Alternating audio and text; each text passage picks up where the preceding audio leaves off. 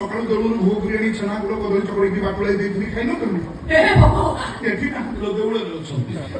ସେଇଠି ଡାକିବୁ ଶୁଣିବା ମୁଁ ଯଦି ପୁରୀ ପାଇଁ ବେଗ ସରିନି ଯଦି ଡେରି ହେଇଗଲା ଅନ୍ୟ ବସରେ ଆଉ ସିଟ୍ ପାଇବିନି ମତେ ସେ ତୁମ୍ପୁକୁ ଧରି ପୁଣି ପୁରୀ ଯାଇକି ଯିବାକୁ ପଡିବ ଜମା ପଛରୁ ଡାକା ମୁଁ ଚାଲିବି ତ ମଜୁର କାହିଁକି ପୁରୀ ଯିବ ଚାନ୍ଦାଳି କାଲି ରଥଯାତ୍ରା ତୁ ବୁଲି ଗଲୁ ନା କଣ